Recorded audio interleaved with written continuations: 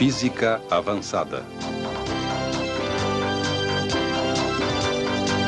Física nuclear. Energia do núcleo.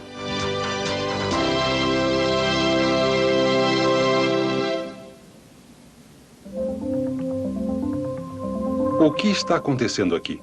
Um contador Geiger mostra que um elemento está emitindo um ou mais tipos de radiação. Na verdade, esta amostra está se transformando em um novo elemento.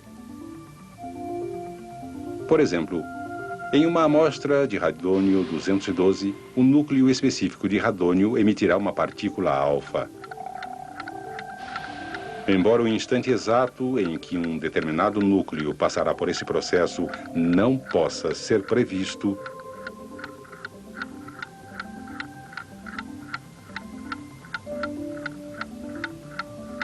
sabemos que durante um período de 24 minutos, exatamente metade dos núcleos de radônio 212 emitirá uma partícula alfa e se transformará em um novo elemento, o polônio 208.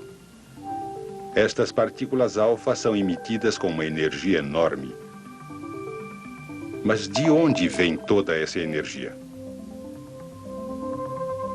A resposta a essa pergunta foi inicialmente sugerida por Albert Einstein, em sua teoria especial da relatividade.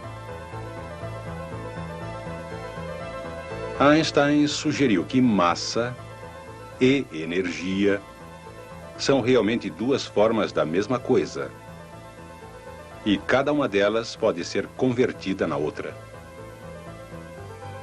De acordo com Einstein, a equação E igual a mc2 relaciona energia à massa vezes a velocidade da luz ao quadrado, que é um número enorme.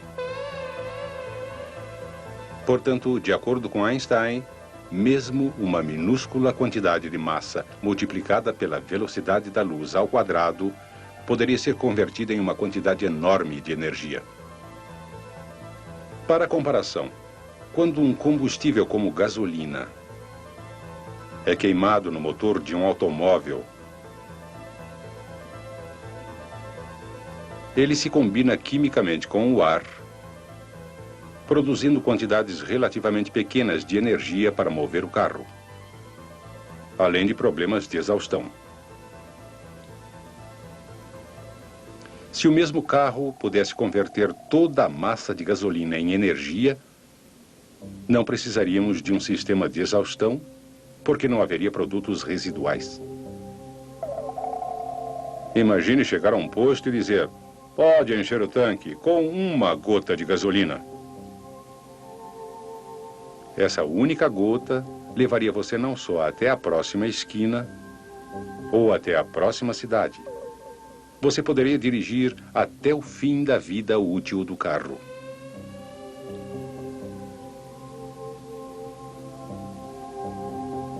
Infelizmente, é impossível converter totalmente a matéria em energia.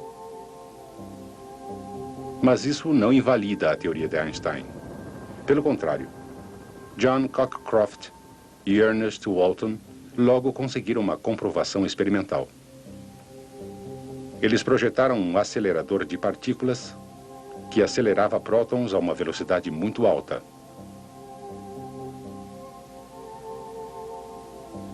Usaram esses prótons como uma forma de bala subatômica.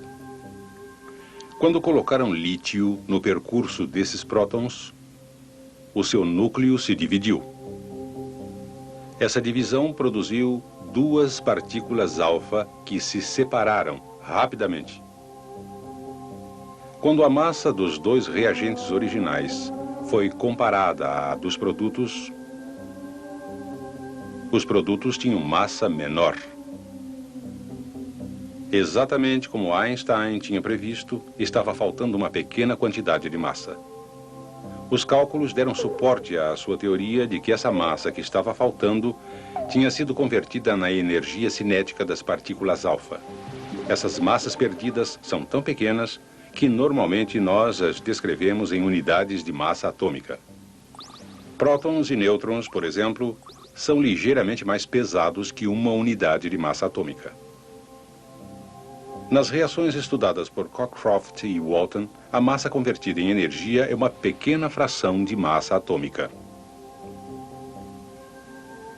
Outros cálculos e medições da energia liberada no decaimento radioativo dão suporte à equação de Einstein.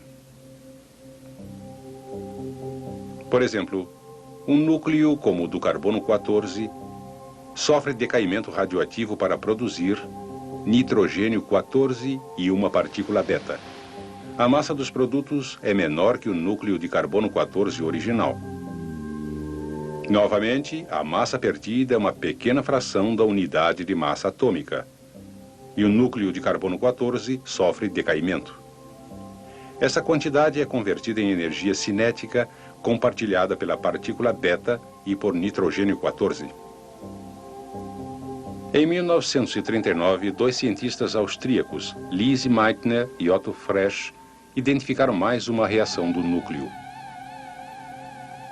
Eles sugeriram que quando é disparado um nêutron para um núcleo de urânio 235, o átomo de urânio poderia se dividir, formando núcleos mais leves de elementos completamente diferentes, liberando mais 2 ou 3 nêutrons. Esse processo, em que o núcleo original se divide em duas partes principais, foi denominado fissão.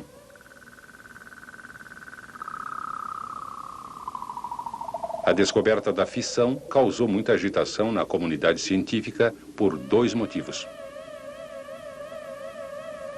Primeiro, quando os reagentes eram comparados com os produtos eram mais leves, como no decaimento radioativo.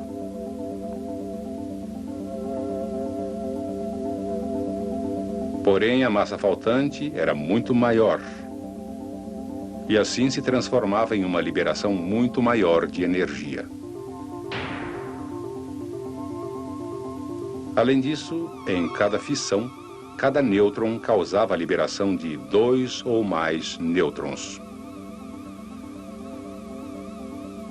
Cada nêutron, por sua vez, poderia fazer com que outro núcleo de U-235 se dividisse, liberando ainda mais nêutrons e assim por diante. Em outras palavras, uma reação em cadeia era uma possibilidade bem definida. A primeira reação em cadeia controlada foi obtida em uma quadra de squash na Universidade de Chicago em 2 de dezembro de 1942, sob a liderança do físico Enrico Fermi. 3 anos mais tarde, aconteceu a primeira fissão nuclear não controlada. A bomba atômica explodiu no Novo México. Ela provou, sem sombra de dúvida, que a massa perdida pelos átomos que se dividiam poderia totalizar uma quantidade enorme de energia.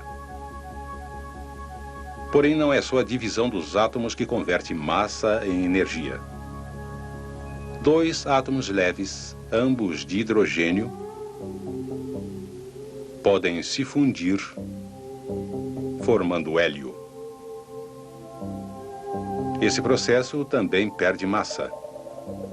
Na realidade, a perda de massa é maior do que no processo de fissão. Isso significa que é liberada mais energia. É esse processo de fusão que se imagina ser o combustível do Sol e de outras estrelas. A natureza, pelo menos, converte massa nuclear em energia por meios que os seres humanos consideram benéficos.